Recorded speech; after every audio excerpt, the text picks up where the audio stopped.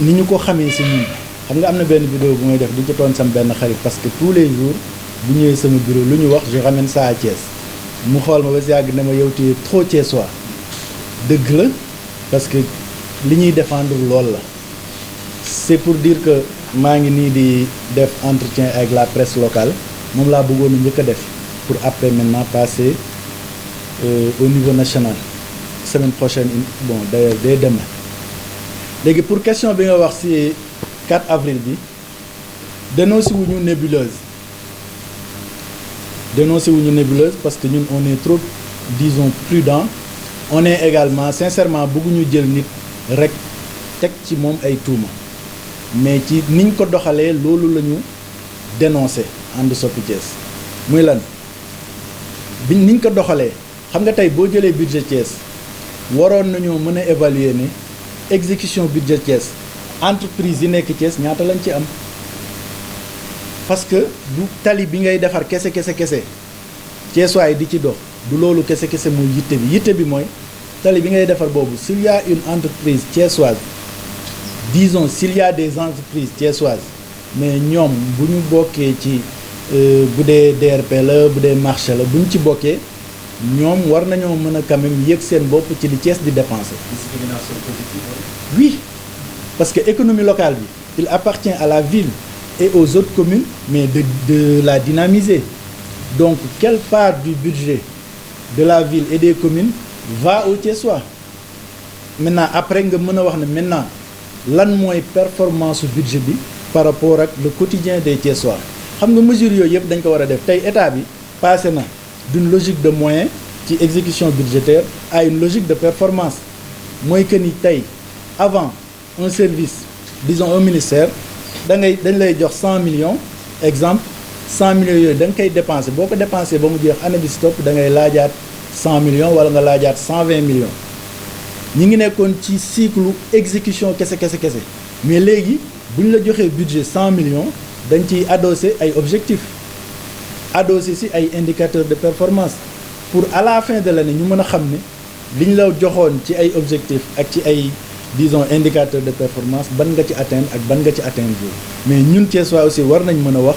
budget bi nga xamante nii maire yi ñu ngi ciy exécuter au-delà de exécution kese entreprise locale yi économie locale bi lan la ci gagné benn ensuite 100 francs bu maire yi di dépenser 100 francs boobu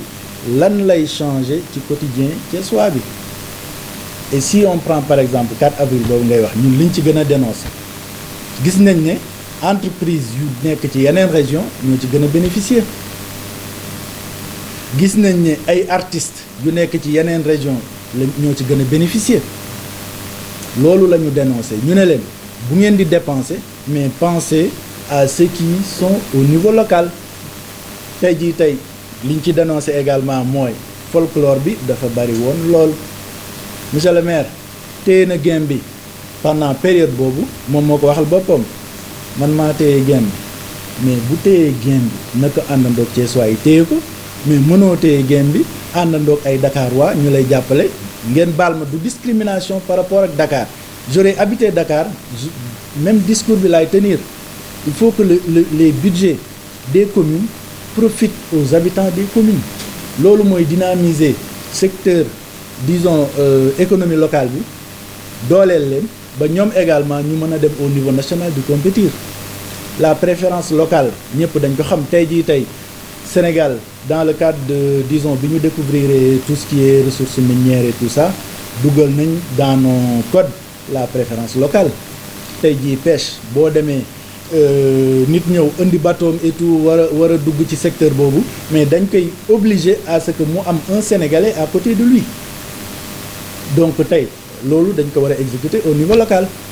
donc xumbaay bi ni ko ñoom Saneex doon waxee xumbaay bi bari woon na lool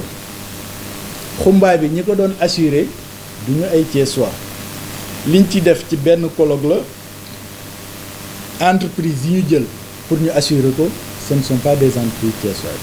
donc li ñu wax ñun mooy 4 avril bi ñu ngi ciy sant président li mu choisir la ville de Thiès et sincèrement ça nous a permis de mettre en lumière notre ville ça nous a permis de montrer aux Sénégalais ô combien la ville de Thiès est belle mais au-delà de ça on aurait pu gën a yaatal la réflexion sur Thiès sur son avenir mais également sur son histoire won xale yi nekk ci école yi nekk ci collège yi rappeler leen histoire Thiès rappeler leen jàmbaari Thiès yi nga xamante ni jaar nañ fi marqué histoire du Sénégal et après maintenant faire de sorte que l'économie locale profite de cette fête parce que Thiès la woon cette année prochaine day dem beneen donc yow sa édition bi nga xam ne yaa ko organisé bu bénéficier wul sa waa ville beneen bi bu ñëwee si c'est organisé dans une ville boo xamante ni le maire il se sent vraiment de sa ville il va tout donner aux entreprises de sa ville et aux artistes de sa ville waratuñu organiser je donne un exemple fête de la musique dañ koy organiser et oui loolu ku xam sens bi dëgg-dëgg sax xam nga ni c'est pas pour les grands artistes fête de la musique c'est une fête boo xam ne tey du li ma fa nekk mais boo demoon ay dëkk yu bari muy Cergy bi ma dëkk muy Paris muy feneen boo demee da ngay gis ne artiste dëkk bi ñooy éparpillé wu partout dans la ville ñoom ñooy jouer pendant cette fête mais tey 21 juin nga dem jël un artiste à Dakar fay ko ay millions mu ñëw jouer à Thiès pare takkaat ay bagaasam dem yoonam loolu du fête de la musique mooy nga jël les artistes yi ces choix yi ñii dem Diamaguène ñii dem Médina Fall ñii dem Fayu ñii dem Parcelles ñii dem Cité Lamy maintenant que la musique soit jouée partout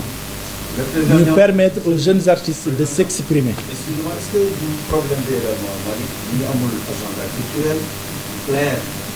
au niveau de la ville? Je vais au-delà de ça amuñu agenda culturel mais en réalité Thiessois tey bu ñu doon évaluer les maires yi fi nekk sur quelle base lañu leen di évaluer mais il y avait pas d'offre amuñu une vision de xam nga déclaration de patrimoine da ngay joxe un document à l'entrée boo génnee nga joxewaat un autre document ñu gën a jël méngale ñaari documents yi mais Thiessois bu am des engagements pris par cette équipe municipale à l'entrée nañu ko wax pendant les élections aucun document n'est sorti pour dire fii la ñu bëgg a yóbbu Thiès y a pas de vision globale amul donc bu amul vision globale du am un agenda culturel du am sur le plan sportif un agenda du am sur le plan disons des infrastructures un agenda dañuy génn gérer les affaires courantes wala maire bi te gént ne way war naa dàq de jeunes entrepreneurs thiessois yu nekk fii ci promenade des Thiessois di liggéeyloo ay Thiessois non dama leen di dàq ba pare cette décision tu la prends et tu dis que même nangam bu doon am du ma ci dellu ginnaaw. da koy défendre parce que li ñëpp moom aussi ñu jox ko kenn que soit dafay liggéey vous pensez que aussi le maire n'est pas dans ses droits aussi ñoom. le principe Babacar xam nga lan la le principe mooy nañu fexe créer les conditions pour que Thiessois yi di mën a épanouir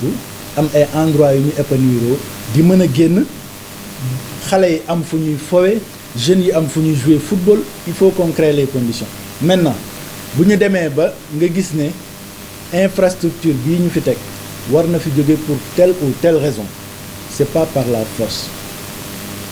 toogal nga waxtaan ak nit ñi trouver ko moom fan nga koy reloger waat jox ko des pistes de solution s'il le faut même financer son déplacement parce que tamit ñi fay liggéey suñuy jeunes frères suñuy jeunes sœurs suñuy mag lañu c'est pas par la force qu'on gère une ville et comme c'est une ville